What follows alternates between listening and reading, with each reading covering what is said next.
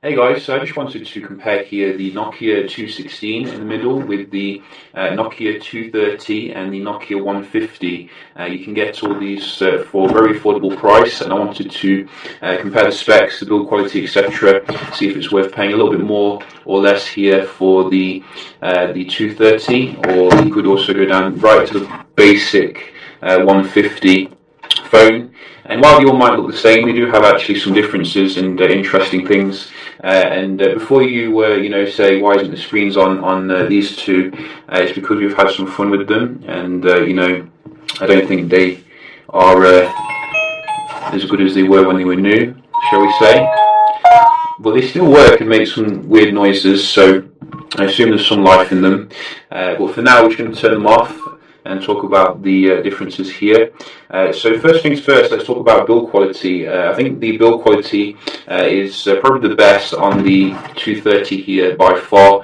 I mean, it just feels so much nicer in the hand in terms of this aluminium kind of back here. It feels quite as good as some high-end Android phones actually in terms of the build. The actual buttons as well feel nicer to press. You can see the buttons go like square and join up, whereas on the others they're separate. So you have a really nice kind of feel as you like using your finger across them, which is good. You're also getting front-facing flash on the 230, similar to the 216, but we don't get that on the 150, unfortunately. I think the screen is a little bit bigger as well on the 230, as you can see. If we put them side by side here and zoom in, you can see a little bit bigger display, which can get you a little bit more content. I think it's 240 by 320 pixels at 143 ppi, pixel density. The one on the 150 is 240 by 320, 167 pixel density.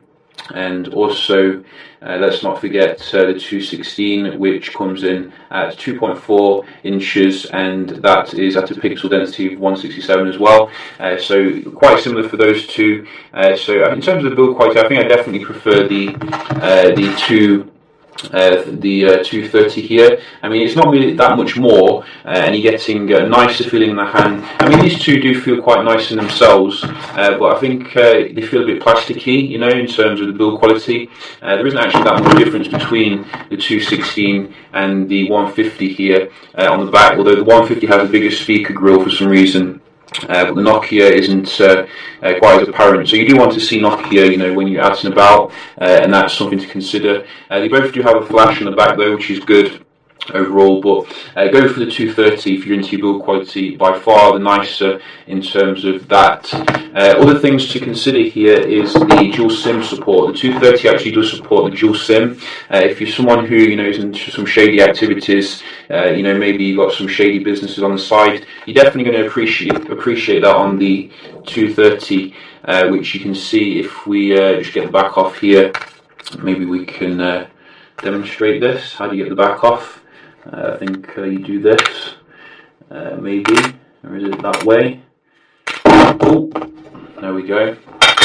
So you can see if we get this back off and the battery out, you do get two compartments here for a like another SIM. They do take, I think, standard micro SIM, so do bear that in mind. Or is it the standard size SIM?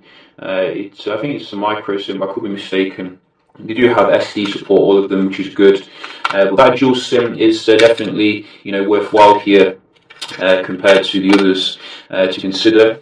If we just also talk about the other features, I have noticed when you taking a shot with the 216, it didn't actually prompt. I'm trying to touch the screen, aren't I? It didn't actually prompt for a memory card. So I think the 216 is good in that it comes with some storage here. So when you're taking, you don't have to buy micro SD, and micro SDs just add to the cost at the end of the day. For those who want to not spend too much, you want to just be able to take a shot straight out of it. But I couldn't do that on the 150, so I think you're going to need an SD with the 150. They're really going back to basics with no internal memory at all. So do bear that in mind here. So let's just actually confirm some things. I think the 230 does come with 16 megabyte RAM, so that one you don't probably need storage as well. We do support 32 gigs SD cards as well. In terms of the Bluetooth, I think we do have Bluetooth support on the 230, Bluetooth 3.0. We do have it as well on the 150, which is nice to see. I thought they might have skipped that out. And also the 216 full Bluetooth. In terms of the battery, we're getting 1020 mAh in the 216, which is a very reasonable size.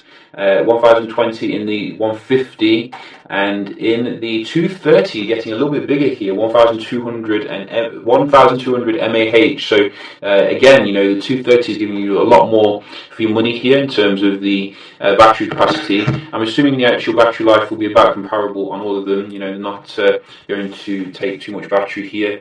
Yeah, I think those are the main things I wanted to cover here. I'd say if you're looking for a backup phone, or if going a Luddite or something, go for the 230. At the end of the day, it's got the nicest build quality. It's got a slightly bigger battery, slightly bigger screen, and it just it feels like built like a flagship. Really, obviously you're not going to be getting some nice things such as your email, but some people don't need that really. They just want to make calls and stuff like that. I do wish that Nokia would implement some basic smartphone features though in these phones, because it would widen the appeal a little bit more to those who want that. I think they all have a headphone jack as well, so you can listen to music. HTC has taken that away from us in the U Ultra as well as Apple. These are still keeping with that.